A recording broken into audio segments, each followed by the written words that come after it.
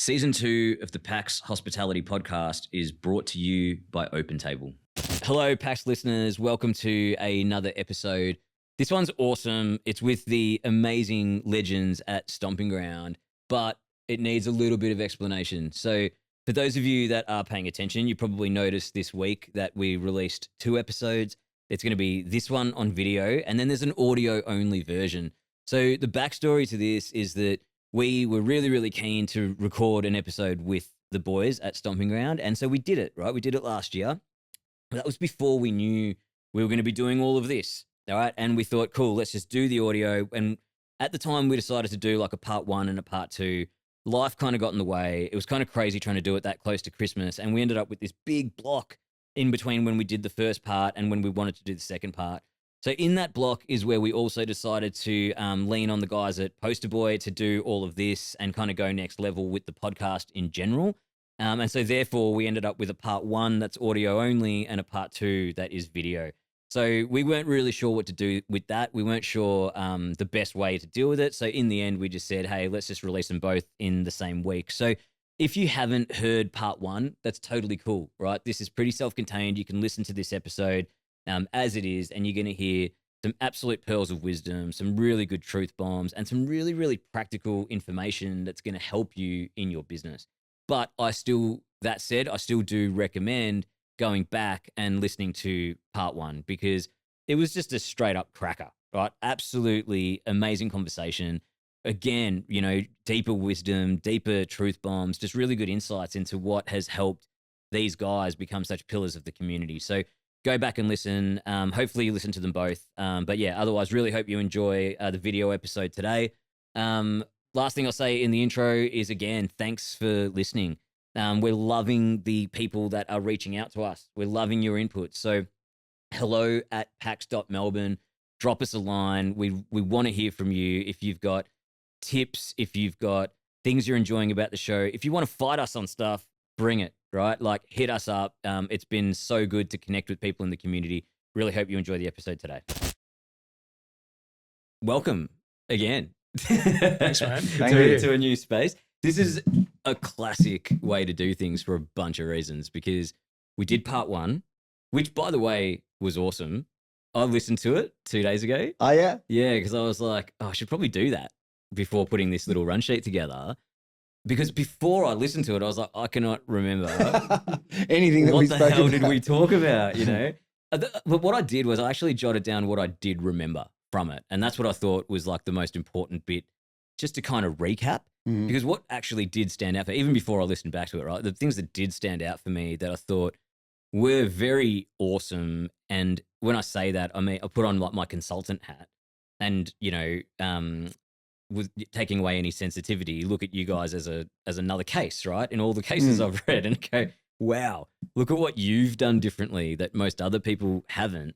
Because I'm always looking for that and going, okay, do you do something that's a little bit unconventional and then does that equal something tangibly successful? And then is that repeatable, right? So that's always the selfish lens I'm always trying to apply to these things. And the things I took away, you know, from the chat with you guys was when we started talking about mission and purpose, you know, and that was really cool because clearly you guys are so in touch with it, you know, but it was really awesome to have that discussion from the lens of like, you know, putting words in your mouth here, but, you know, creating memorable moments for people that then bring communities together and doing that from the sense of like, it's not just for customers and the wider public, it's for staff, it's for suppliers, it's for all the stakeholders. And what was really interesting to me that I'd love to hear your guys' thoughts on was it was so revealing to me. Like, I know you guys so well, right? But hearing that, it just made me go, oh, it all makes sense. It's almost like this inner stitching that on a couple dimensions, one for the business right now, when I look at like all the decisions you've made around the business. And in the last session, we talked about the irrational decisions. They all suddenly become really rational when you look at it through that lens. Yeah, right. And, but also as individuals, right? Like, you guys are pretty different blokes. Do you know what I mean? Like, I don't think if you didn't know each other, I can't imagine I'd be at a party with you and go, oh, I got to introduce you to my mate Guy. We just went camping together. I came off second best. Yeah, you didn't end up in surgery. Yeah, that's right. But yeah, but when I think about that sentence, I'm like, yeah, mate, 2 peas in a pod. Mm. Like it really does connect you. So I don't know. Did you? What do you take from that? As in the fact that we're strong on purpose, or the fact that you wouldn't have thought initially that we would necessarily kind of be, Maybe like what I'd be really. I mean, I'd love to know all of those things, but maybe specifically like that purpose stated in those words. You know, is that something that have you got that written down somewhere? Yeah, we do. Yeah. It's funny how similar that is to what we do have written down. We might adopt yours because it probably sounds a little bit better than ours. But ours is a bit wordy. Yeah, ours is a bit weird, but we've been saying the same thing for a very long time. And the interesting thing is that when we came up with the first statement, we actually went aside and kind of challenged ourselves to come up with what we were all about individually, like not together, and then bring it back to the table to discuss it and to say, where's the and it was remarkably similar. Wait, when you say we, me, Justin, and Steve. Okay, and how did you do the individual version? Oh, we basically went and wrote it down and sort of said, "This is." So it wasn't facilitated or anything. No, we just did it ourselves and said, "Okay, what does it? What does it mean?" How long did it take? Sorry, I geek out. It was pretty. It was pretty quick. Like it was so long ago. To be honest, I can't even remember the exact circumstances. All I remember is that we went away, challenged ourselves to do that, and then come back and say, how, what's it all about? And it was exactly a workshop around purpose, around, what are we? Reason for being. Our reason for being. We then started calling it our reason for being. Awesome. Were you using any frameworks or toolkits or no shit? Nothing. You just went. No, but I suppose, I mean, I'm a bit of a geek like you when it comes to this stuff. I think I told you in the last episode that I like all the self-help books and I read them all. And, there's that classic Simon, is it Sinek? Simon Sinek. Yeah, and he does that whole the circles and then you go down to the why. Yeah, so that's using that. Yeah, that was the concept. Like, okay, that's the what, the product, the how, and all of that sort of stuff. But the why, I think, is the thing. And, that's the nugget I got from his piece. And so we always wanted to kind of, hang on to that why and really have a clear why. And so our statement was, to share our love of great beer with as many in the community as possible through consistently exceptional experiences. Wow, and that's why JJ was just saying it was pretty wordy. Yeah. That was the version where we collated all three of ours together. And each one of them, each one of those words has a whole bunch behind it. So, so share is a word about sort of bringing people together, taking people along for the ride, being inclusive, that sharing. Love, it's a word of passion. Everyone gets passionate. We wanted people to be passionate about what we do. Great beer, we wanted to sidestep the whole issue of craft beer or what is. We just wanted great beer. Let's just call it great beer. We just love great beer, and we want to share that love of great beer. With as many in our community as possible was all about. So community is at the heart of a lot of what we do. And we always talk about community in sort of concentric circles. So immediate circles, your family, your own family. Then the next one is your working family. And then the next one is your, your place in the suburb or in the town. And the next one is in the city. And then it goes all the way out as you zoom out to global citizen, right? And how do we make a difference from a sustainability point of view? Because that's community. And we wanted to make it a big community because we wanted we just wanted to widen the audience and really kind of go for but when you look at it in those concentric circles, I think you've got those touch points of like small community, family, but all the way out to. I mean, it's such a deep concept, but why this is blowing my mind is because, man, you could engage a strategy consultant and pay him 30 grand and they might not tick those boxes as well as you did. Look, I'll put it into perspective, right? Imagine if I said to you, I've never brewed beer before, right? But I just had a crack. I just went in my backyard and had a crack and I busted out this lager and it won best lager and you'd just be like, how the fuck did you do that? That's exactly what you've done. Yeah. Right? Maybe. I mean, look, I think it could be more concise. I think it could, but I mean, the nice thing is, I think we talked about it last time, is when we do interviews with staff and we invite people to work with us, we talk about this reason for being and this sense of purpose. And and we can see if it resonates with that person. Yeah. And we actually ask them, does that resonate with you? And when they kind of go, I love that. Yeah. I think I want to be a part of that. Yeah. We know that, this is, they've kind of connected with it. Yes. And I think just like people can work, they can work for money. They can work because they need a job. But when they work because they believe in the purpose, that's just next level. Then you get a lot more. I think the community part of that reason for being has only grown more so than anything else in there, I think, as well. And I think you talk about concentric circles, but they're probably now a Venn diagram of all these various communities that we are now sort of tapped into that overlap. And where they come together is kind of, where the magic happens. Yeah. I mean, it's wild though. Like, so, when you talk about that, the academic piece that I hear in my head, I can't remember the name of the person, but they coined a term called discretional energy. Have you heard of this before? No. So every employee on the planet has this thing called discretional energy, right? It's energy that they will only use at their discretion. You can't put it in your policy book. You can't make them use it. They'll either choose to use that extra bit of energy in their pursuit of good work, or they won't.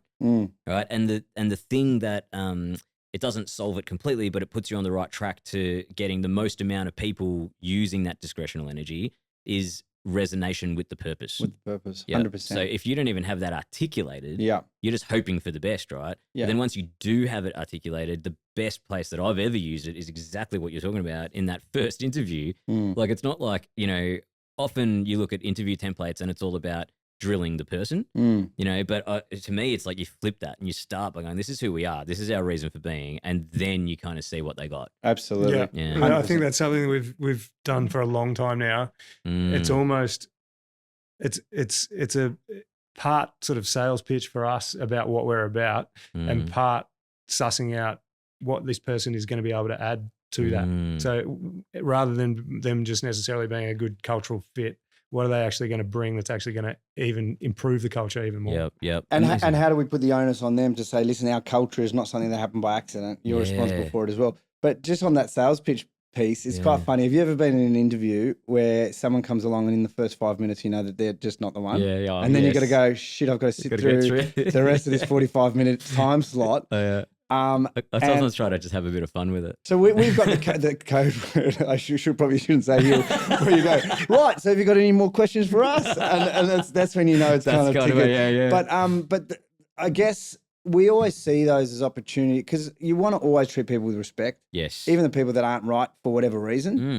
They might be in a different part of their journey. They might have a different skill set and they might not be right for us and vice versa. But they're still a human being, right? So it's always an opportunity for us, and that's where the sell piece comes in.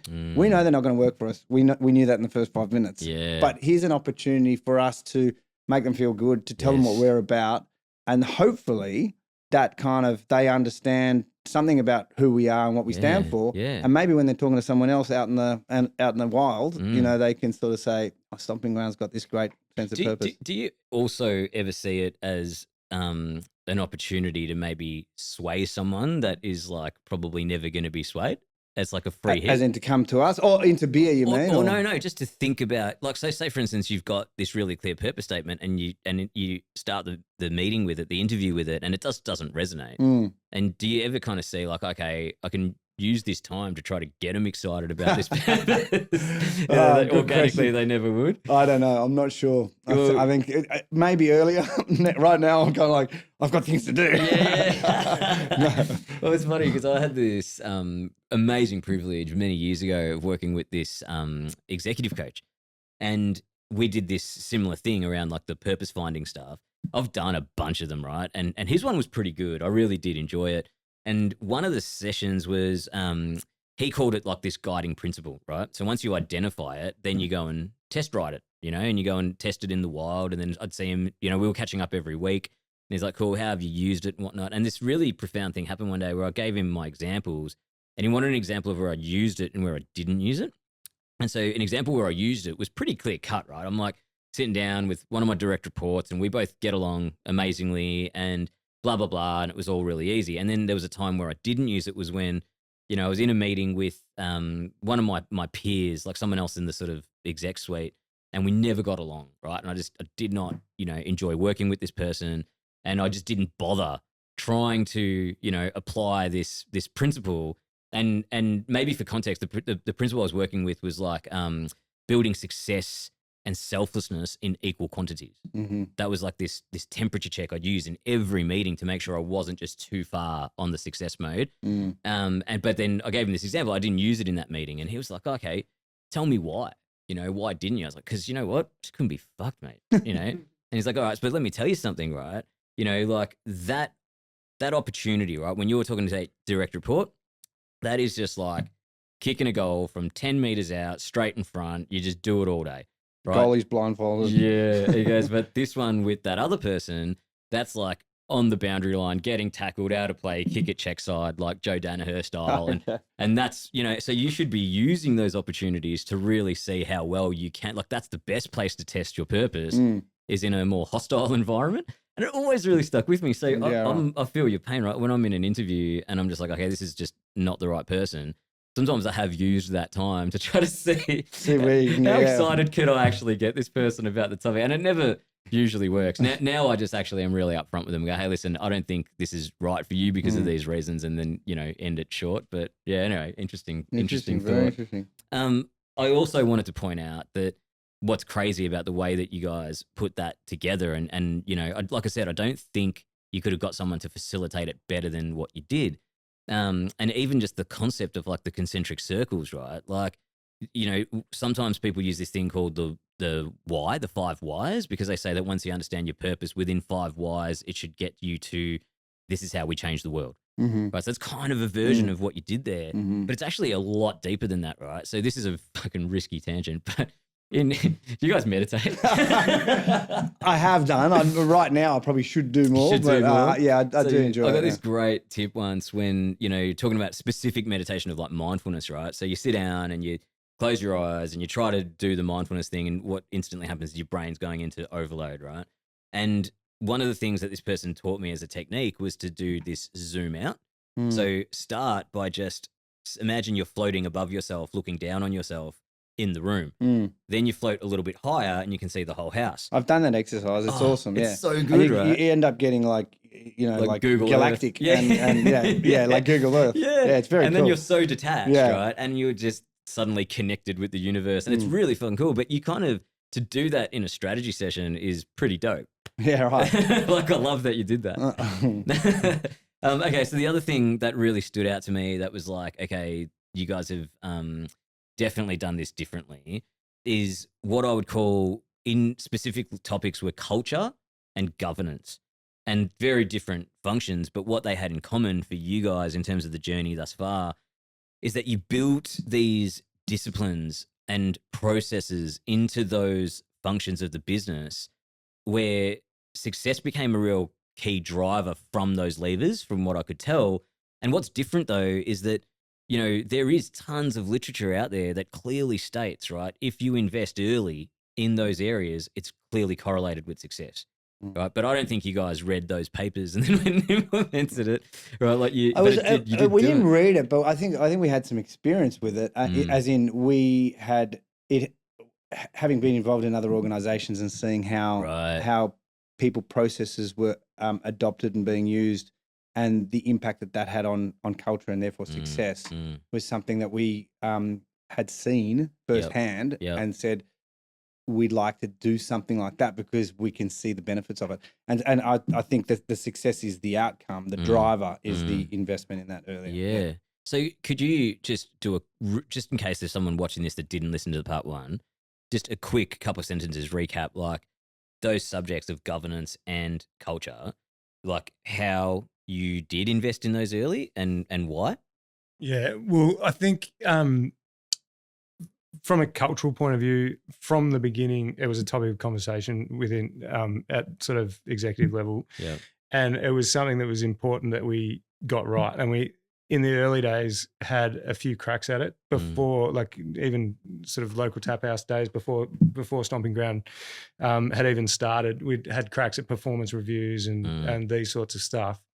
And we never really, the idea was good and some of the execution was pretty good, but we never really nailed it. And it wasn't until, as I think we spoke about last time, in 2017, about 6 or 8 months into Stomping Ground, where Roxy came on board and was just the perfect person at the perfect time. Yeah. To then build a people and culture function. And that's really where it all sort of kicked off and got to another level. And it's still evolving, but it's still a topic of conversation, you know, all the time for us, and something that we're sort of hypersensitive to, and we need to know when there's issues and when we need, you know, when things aren't quite right, we like to sort of feel them nice and early and deal with them as quickly as we can. Well, can I just ask quickly about that sure. while we're on it? Because like what I'd acknowledge in that is like it's awesome, right? It was like right place, right time, and right combination of factors that enabled you to invest in it. But I could also argue that there's many organizations that had those same combination of factors, right? Like someone like a Roxy, keen and ready to go, but that's a big commitment to go, hey, let's invest in you doing this role and see what happens. Most people don't make that decision.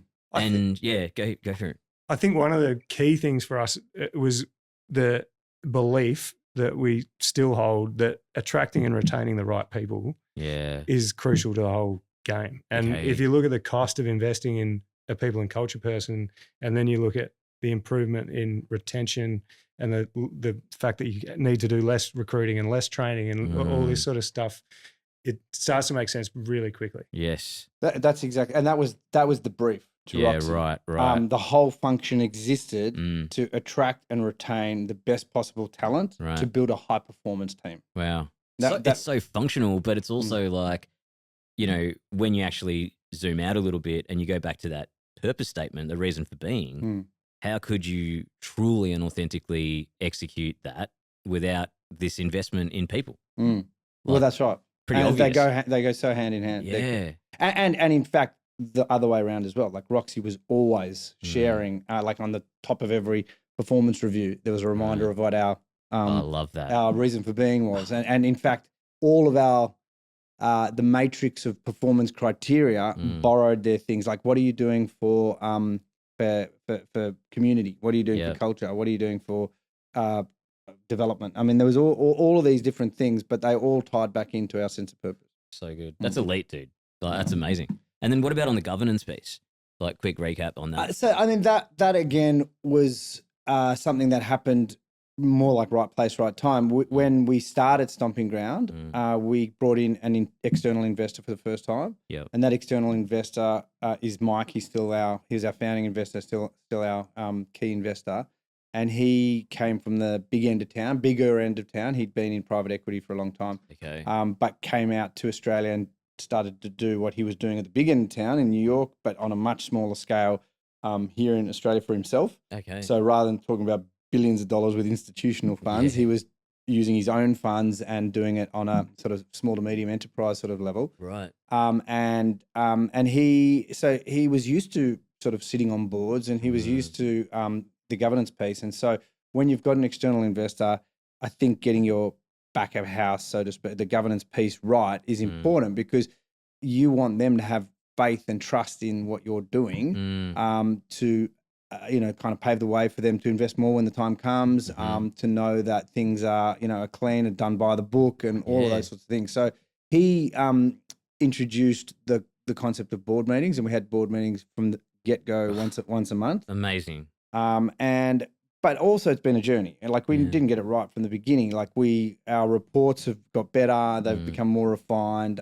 They are, we're better at sort of calling out the right things. And it's still a work in progress. We still haven't got there 100%. And we're still always, like right now, we had a board meeting yesterday just by chance. And one of the things that came out in the board meeting, which is probably 101, is like, let's put OH&S and safety at the very top every time. That doesn't get left out. It never gets left out. And, and it's as a directorship, as a duty from a director, and the board of directors is meeting, that's one of our key duties, making sure that our people are safe. Exactly. So let's have almost the number one thing, like safety, and we talk about that. That's done. Love and let's that. move on to the next thing. Yeah. But I mean, it's never finished, right? Like a board and governance is a department in an organization.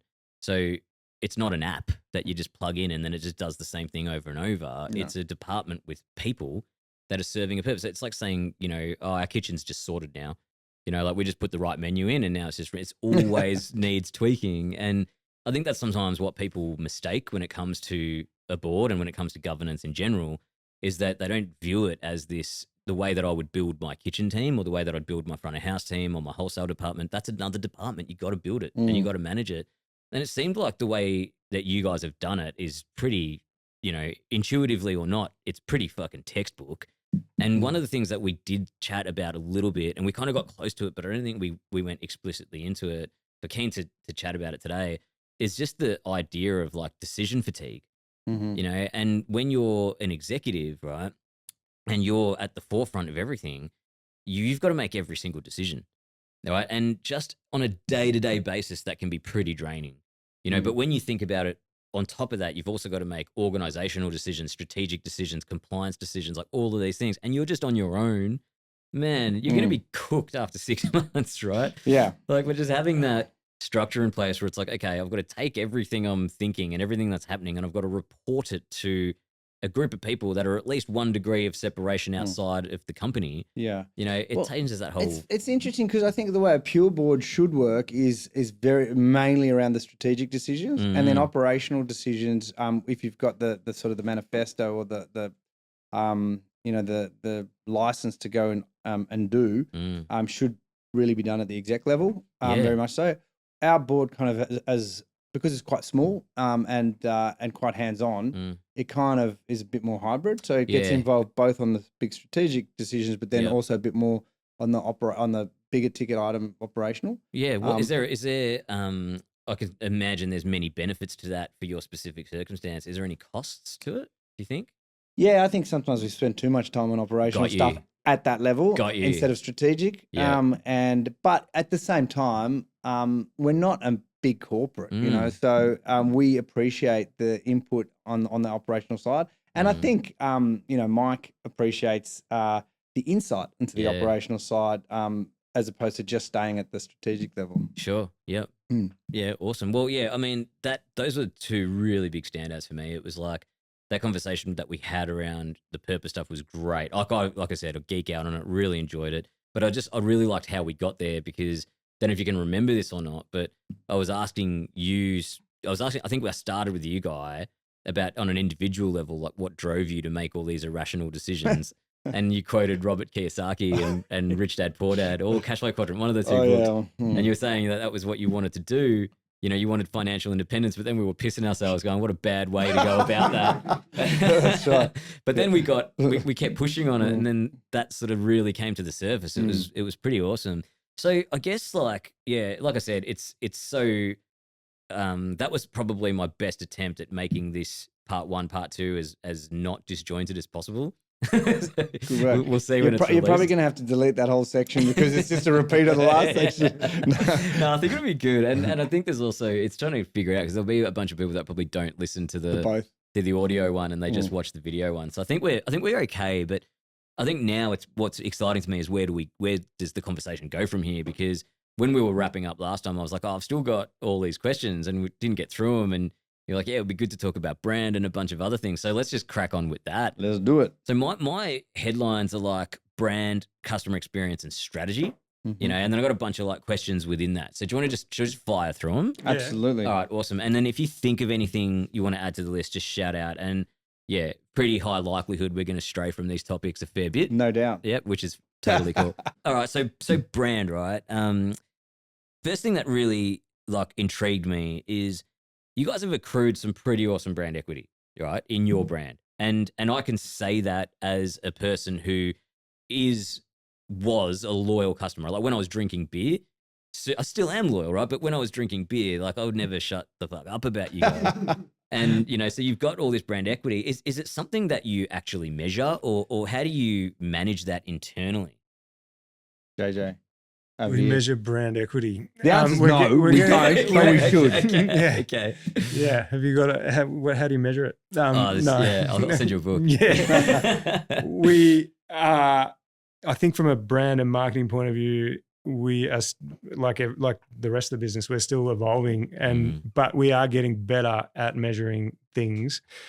That's one thing. The other thing is, I think we're also getting better at being at building that brand equity by having a far more cohesive and managed message. And we're now not doing, it's something different in Collingwood to what we're doing in Moorabbin at the same time as a beer launch that's got nothing to do with either of them. Right. It's more, it's a far more cohesive approach, and we're doing things in our customers' venues at the same time as ours, and wicked. Bottle shops and things like that. Have you achieved that cohesion? It's interesting because now we're like Stomping Ground's been around for 10 years, right? In March, it'll be 10-year birthday since we started brewing. And in August, it'll be 10 years since we opened the doors to the public. Wow. The Tap House opened 18 years ago in February. In 2 weeks' time, it'll be 18 years. And Gabs started in 2011. So, and in terms of the journey, this is just like, we're kind of always growing up, and we're always we're probably, I don't know, maybe we're at our adolescence now, but we last year undertook this process to, and it was with the help of someone external who came on board. I think we mentioned that we had a CEO for a little while, correct, for a couple of years. And he, one of the biggest pieces of value that he added was said he recognized the fact that everything starts with brand, and brand is so critical and so important. So we undertook a piece of work that Justin and I were less involved in, but Abby, our marketing manager, was hugely involved in. Obviously, because we knew what our brand was. We knew it well, and it was really clear to us. It was, and we were all on the same page. We knew exactly what it was, but we never, a document never existed that really kind of put it all down and made it really clear what it was. You didn't have the brand book. The brand book. And so what we wanted to do was start with that brand positioning and really clearly define what it was on paper. Awesome. Leaves no doubt as to what it is. Yeah. And really kind of articulates it well. So we undertook this process, and it was a long process, a challenging process, but the end result was that it just created this amazing amount of clarity for us in terms of what and it tied in our sense of purpose, and it tied in our people and culture side of things that we've already spoken about. But it also just talked about the brand and who we, what we are, what we stood for, what our values were, all of those things, and then all of the decisions we're making, specifically in the marketing, but more broadly across the whole business, now relate back to that document, and we can anchored. And they're all anchored, and so we can kind of make decisions a lot more. You were talking about decision fatigue. We can make decisions much more quickly. Yeah, awesome. Does it? It's yes does or no. It fit with that? Yeah. Yes, let's do it. Yeah, does it not fit with that? No. Fucking let it go. Love it. And even from a product point of view, it clarified, like we, like just about every other craft brewery, went through a phase where we're bringing out that many limited releases that it was ridiculous. And some of them we didn't even know why we were doing them really. They just sort of popped up and then we did them. And this document now gives a purpose to, or requires a purpose for any new MPD. You can't just come up with an idea and flow it through the system. It's got to be, it's got to fit within the framework. Love it. And have a purpose. Yeah. And that purpose might not be making money. It might be just a novelty thing, or it could be anything. Yeah. But it's got to have a clear purpose. Otherwise, why are we doing it? It's so good. I mean, what you're describing there is this process of, like, in the product world, they would call that filtration. So, in some, I don't know, like, not necessarily limited to like engineering and mechanics and tech, but even when even in hospo, you can see it, right? Like, everyone's got ideas, right? And one of the most difficult things is you don't want to stifle creativity, but you also want to, filter out some noise. And if you're working in an environment where every 2 meters you walk across the building, someone's like, "Oh, mate, I've got this idea for you." and the best way to have your cake and eat it too is to go, "Hey, listen, I'm all for it. I want all your ideas, but you just have to give it to me in this format." You just got to give me, fill out this sentence structure of, like, "I believe this product will work well for this customer segment, and we'll know that to be true," but whatever it is, right? And all of a sudden, like, out of the 17 ideas that normally land on your desk, maybe only 2 of them do, because that person who probably didn't have a great idea couldn't even fill out the form, and it doesn't go. So something I'm interested about, I remember being in your office once ages ago, and for a limited release, you had this awesome campaign. It was this poster on the wall, and it was totally going to butcher this, but it was like an actual customer review. Yeah, that was the smash beers. Yes, it was like leaves a sour taste in your mouth. Leaves a sour taste in your mouth. 1 star, and then 5 stars. Yeah, it was the same review, but with 1 star and 5 stars right next to it. Leaves a sour taste. So was that an example of something that came after the brand book, or was that before? No, that was well So before. then, did you find that after the implementation of the brand book, was there any net negative result to the creativity processes, or did it only enhance it? Well, not really. You go, and then I'll go. Yeah, I definitely think it hasn't stifled any creativity at all, because people are still coming. And if anything, I think it's the kind of guardrails and guidance that people have been looking for that perhaps they didn't even realize. Like it's simpler now. Yes. You know, gives you some parameters. Rather than just everyone rocks into a meeting with an idea, they're just like, oh, well, I've got to, like you're saying, fill out the form or whatever.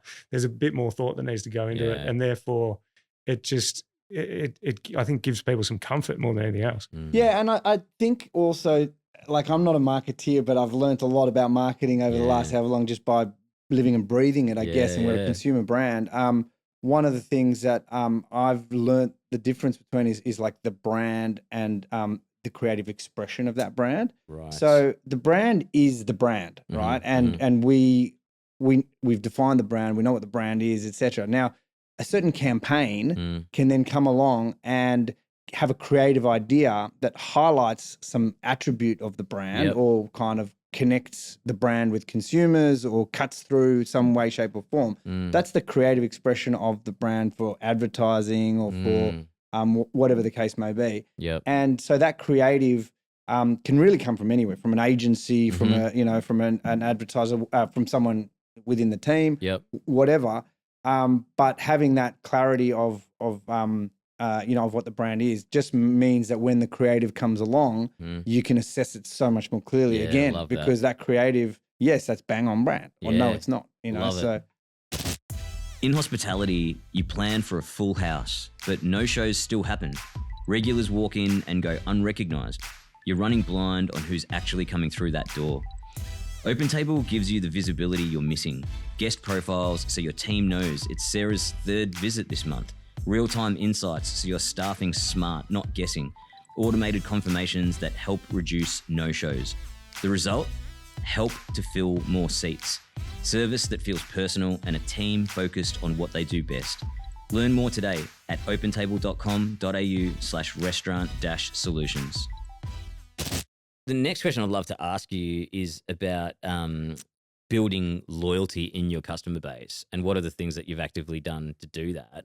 But for the sake of the show notes, I'm just going to reference a model that I'll send you as well when you're talking about measuring brand equity. Kevin Keller is like the godfather of all, if you go study marketing, guarantee you whatever textbook you get, it will be written by him.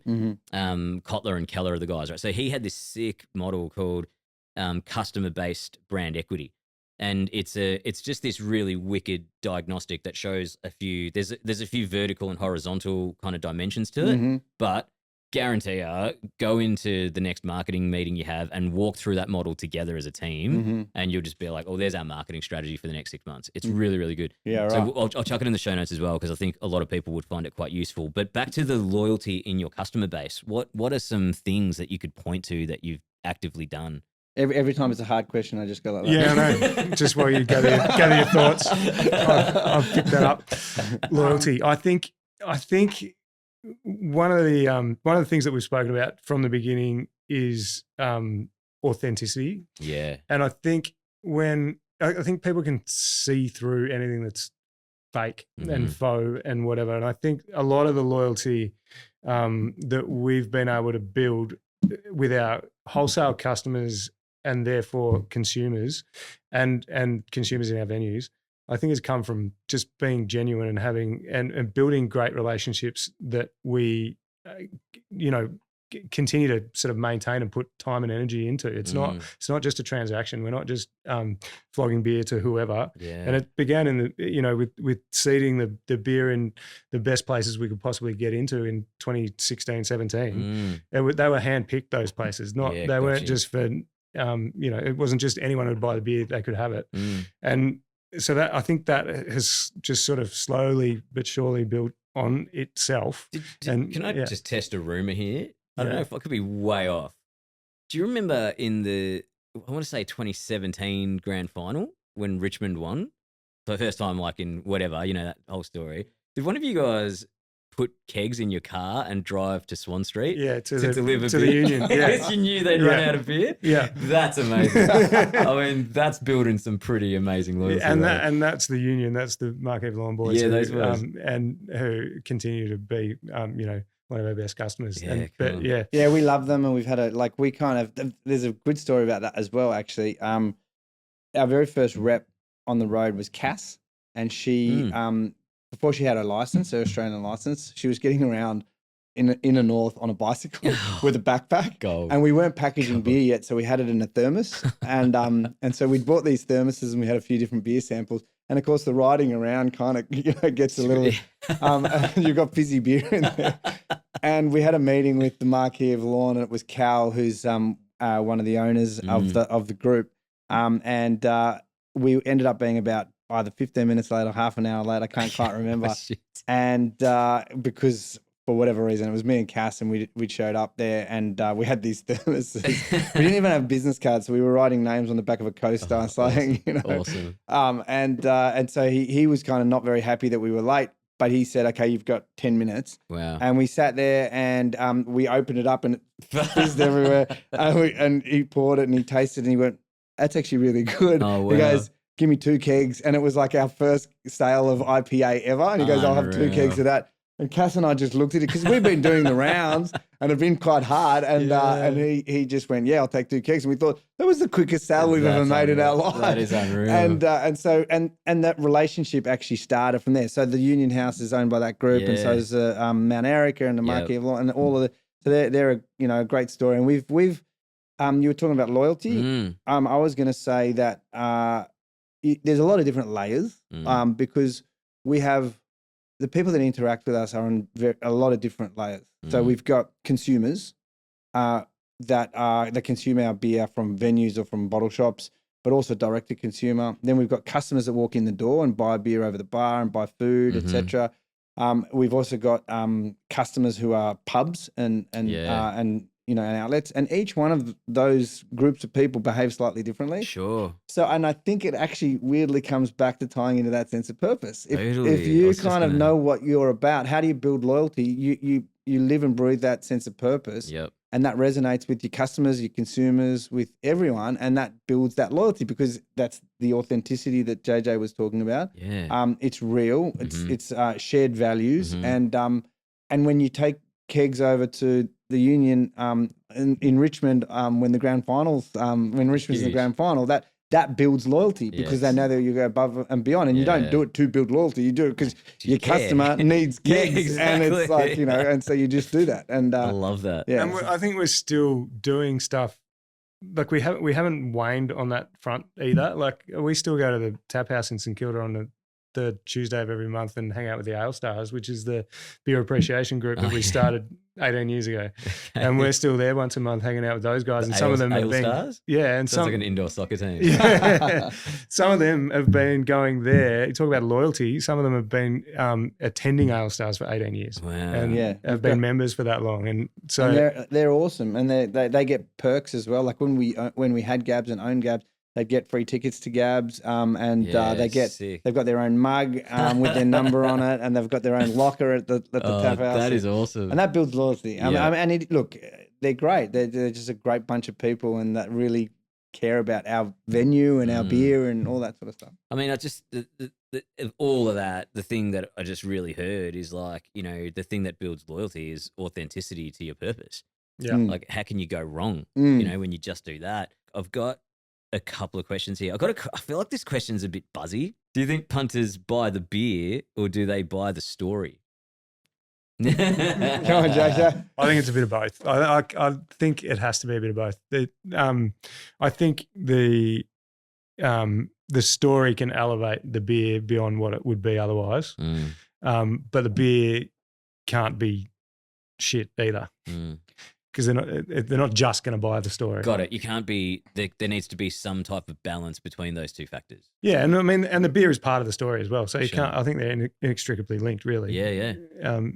Yeah. I mean, look, I think I agree 100%, but you just have to look at a bigger picture for a second and go, Great Northern is the biggest selling beer in Australia, right? So are people buying the beer or are they buying the story? Good question. And I don't want to, talk shit about anything, but I'm just thinking, I don't think people are buying that particular product because it's an incredible award-winning liquid. For the taste. Know what I mean? There might be people that are buying it because it's just a generic flavor profile and that's what they choose to drink, right? Yeah, and it's easy to drink and it's everywhere. But I think the brand plays a big role, like the beer from up here, and it's like, imagery that kind of resonates with people.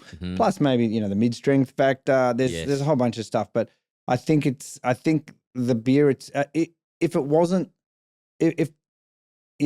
the story, then there'd be a whole. I mean, McDonald's is a perfect example, right? Yeah, is it the best burger out there? Yeah, no. But is it the biggest selling burger out there? Yeah, so are people buying?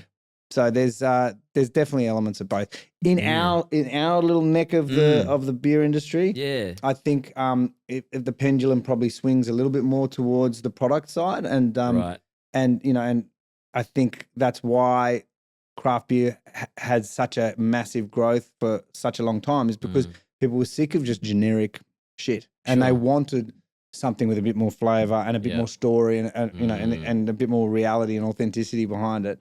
But I think that so I think product matters more in our space, in the independent space, but I do think that it's a combination. But even in that space, right, where the product and the technicalities to it play such an important part, the story also plays an equally important part, in my view, to a different segment, which is, the story can make the technical product more accessible. Like if we were to sit down and you were to show me a new beer and you tell me all about, the hop profile and the brewing temps and all that sort of stuff, you'd lose me. But if you just said, hey, this just tastes like boysenberry, and then I can actually taste it and it does, I'm like, oh, cool. Like I'm locked in now, right? Like I got it. Like, where my mind goes to is, so we used to have this restaurant, right?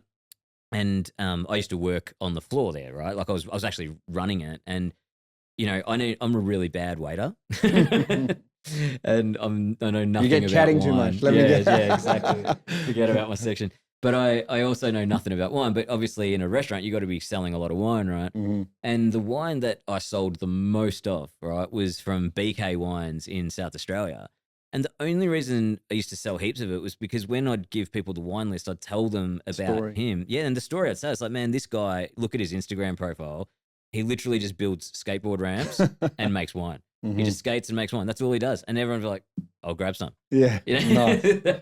And 100%. so, it's so much about the story and less about the process. I don't know. Does that enter your kind of Well, it does. 100% it does. But what you've just described is interesting, because the previous question was, how do you build loyalty? Right. And so the guy that skateboards and builds ramps and makes wine, how do you know about that? And how did you become aware of that story? And so for us, the version of that for us is all of the people that are the front line that are selling our beer, whether it's our own staff or whether it's people at bottle shops and pubs. Yeah. How do we get our beer to resonate with them, and how do we get them telling our story? Yeah. And so that's how, and so it's about bringing them into the venue, bringing them into the brewery, showing them around, getting them to taste the hops, taste the malt, telling them the story, having some pizzas, having a beer with them, telling them about our reason for being and our why, and seeing how that resonates with them, and then they become our ambassadors. And then when someone says, I'm not sure what to have, they say, try this one, it's local, and they tell our story for us, and that's a win-win, because we're educating people. I was going to say that education piece. Do you then extend that to your wholesale customers? 100%. That's what I'm talking about mainly. Okay. Yeah. Oh, sorry. I thought you were talking about the staff. No, internal. I'm talking about both, but I'm talking about wholesale customers as well. And then does it translate? 100%. Yeah, got it. So 100%. How do you know? Like, do you see it from someone will come and be like, oh man, I had this at this place and it had nothing to do with one of your internal breweries, or what are your? It's a hard one to measure with any kind of real data. Okay. It's a good one. It's one that you can pick up anecdotally. Sure. when people go in and they say, this person recommended this to me, and having people who are, engaged with what we're doing at the coalface, is gold. Yeah, the best. And I think we can forget sometimes the impact that we get teams of staff in all the time from venues that sell our beers in bottle shops and whatever, and they come in for lunch and we do a brewery tour and we talk them through the beers and they meet the brewers and us and whoever. And I think, having been in the industry for so long, we're all a bit older and we've been to a million breweries. You can underestimate the impact that those days can have on a 22-year-old bartender or a 25-year-old waiter. That direct contact and the real sort of appreciation for everything that is involved in the process and the ingredients and everything, and the human element behind it. Might be and in a lot of cases it is the first time these guys have been in that environment, and certainly the first, or not certainly, but often also the first time where they've been actually really engaged in it, other than doing a brewery tour when they're away on holidays or whatever. You know what I mean? Okay. Hey guys, quick little interruption to the podcast to just talk about something pretty awesome that Stomping Ground have going on right now. So, Juzzy, you guys have just launched something pretty cool. Do you want to kind of tell us about it? Yeah, absolutely. We are super excited to say that we've just launched a crowdsourced funding campaign to hopefully fund our next expansion phase, which we're really excited about. It's pretty awesome. I mean, this is kind of new territory for a lot of people. Like, I kind of think there's a lot of people think about this stuff and they don't really know much about it, but there's definitely been some great brands from my experience that have sort of got onto this, and it's created so much value, right? Because it helps with funding, it helps with brand equity, it helps build a community. So yeah, how are you guys positioning all of that? Yeah, I think it comes back to a lot of what we've been talking about in this pod, and that is being authentic. And we want to create a community, tapping into people that are already fans, but hopefully finding a few more, and giving them genuine value and reason to want to buy in. Yeah. And there'll be perks, there'll be merch, there'll be events specifically for these guys and girls, and it'll be, like I said, a community that will foster and hopefully grow through the journey. Yeah, I love it. I hadn't thought much about this idea until you'd sort of mentioned it. And after you did, I was like, yeah, it's really smart and it's super on brand for you guys. So as soon as we're done here, I'm going to run to an ATM so I can buy in. Nice one. Sounds good. Cheers, mate. I've got two more questions for you that both relate to strategy, and they're either going to be super clear cut or major cans of worms. Mm-hmm. The first one is, have you signed an NDA, by the way? Happy to. Your audience also? Yeah, making one.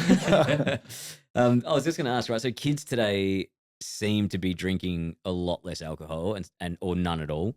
And what's your guys' hedging strategy for this? Okay, it's a tough question. Yeah. No, look, I've been in and around the beer industry for the best part of 30 years, and beer consumption, but also alcohol consumption more broadly, has been in long-term steady decay. Mm-hmm. And that's no different now. Maybe it's accelerating a little bit at the moment, perhaps. Yeah. I wouldn't be surprised if it is. People, are health conscious, people are looks conscious, all of these sorts of things. And there's, I don't think there's any doubt that's the trend. There's a couple of exceptions around the world.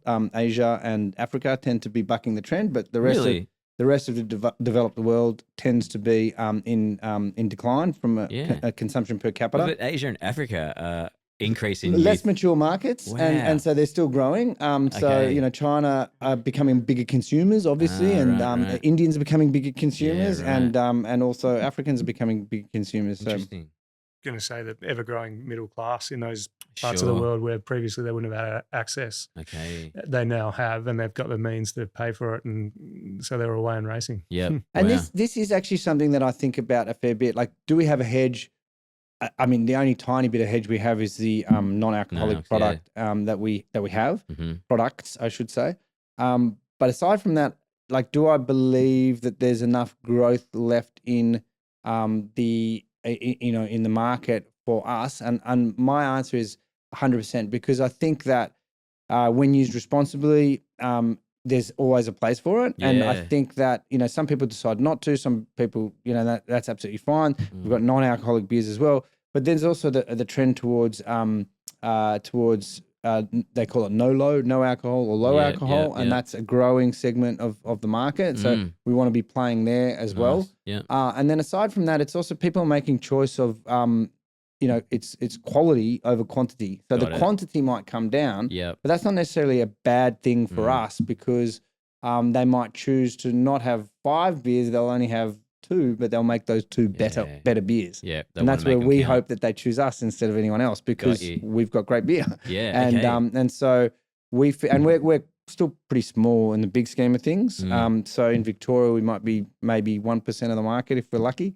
And so we've got a lot of market share growth before we start coming up against the macro trend of decline. Sure. Yeah. I mean, you've also do have a pretty intrinsic hedging strategy in the fact that you are a dining venue. Yeah. Like people might not be drinking alcohol. No one's going to stop eating food. and the dining aspect that you do, coming back to the purpose, right, where it's all about the memorable experiences, the community side of things. Like, like when I stopped drinking alcohol, I didn't save any money at all. I was like, oh, this is gonna be great. One of the only ones. Yeah, well, I was like, man, I was probably spending a couple $100 a week, maybe at least on alcohol. And it's it was very good. We like the tills haven't been kicking over nearly as much since you left, mate. But I found that like when I'd still go out and then I was still buying just non-alc drinks or food. I'd be like, I'm not going to drink, so just grab a pizza. But you don't have 5 of them. You only have 1 or 2 of them, right? Like when I have breaks fairly regularly because I'm exposed to it. It's all around. Sure. I'm on a break right now, and when I do, I find that I'll go out and I'll have 1 or 2 non-alcs, but I won't have like 5 or 6, which I would have if they were out. I got a funny theory on this. Yeah. This could be a very controversial thing to say. But back in the day when I would go out and drink, right, and you're just getting rounds in, there's a collective, or let's just call it like the aggregate intellectual quotient of the group. Okay? Yes. Yeah. I like where this is going. It's all kind of diminishing together. But when you're drinking the non-alcs, then you're not still up here. Yeah, and so you've only got a couple in you before you know what? I'll catch you later. Right. You guys are going there and I'm still here. Yeah, maybe that's a thing. Okay, second one's really functional, right? So really functional around strategy. I'm just so keen to know, how much time do you guys invest in this with your team? So are you doing like quarterly strategy sessions with OKRs and stuff like that? Or are you working off like annual budget and managing backwards from that monthly? What is that process for you guys? So in terms of strategy, interestingly, it doesn't change that much. Okay.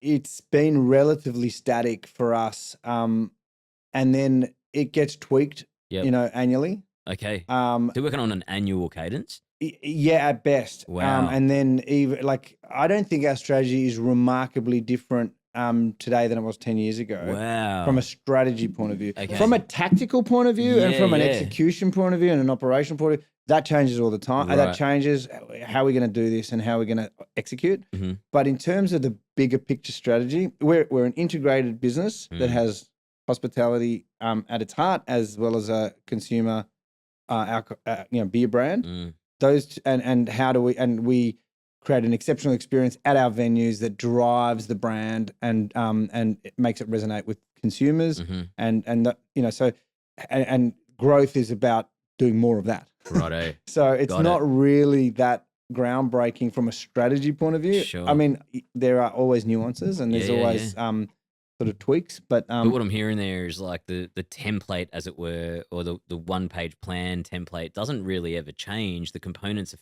fairly fixed, but the content within those components is obviously going to be really relative to the environment at hand. Got you. 100%. Yeah, cool. And I'd go as far as to say, like, if you look at the last 10 years when we started, I don't think we had ambitions to be a massive, like the wholesale was going to be a massive part of our business. We wanted to do a little bit of beer around our local market. Right. Then, that became quite, we really enjoyed doing that. And so that grew. And at one point, we had ambitions to be a national brand, so we wanted to take our beer to everywhere in the country. And then at some point in time, our strategy changed, pivoted to be very Melbourne Victorian centric. To be because we wanted to go really sort of deep instead of wide Yeah. and thin. So those are the changes that have happened in the 10 years, the main changes that have happened in the 10 years, but they're not, they're still very much, the main strategies are still the same. So is it on the cards that you would take the leadership team on like a retreat for a couple of days and talk about the year ahead? Did you do anything like that? Or is it just that there's so much happening day to day and you've got a good rhythm in the way that you're managing that? We'd like to do more of that. But we don't do it. We have a monthly leadership team meeting where we kind of look at what's happened and what's coming forward. And we kind of just want to, it's a opportunity for cross-pollination of ideas and so that the left hand knows what the right hand's doing and all that sort of stuff.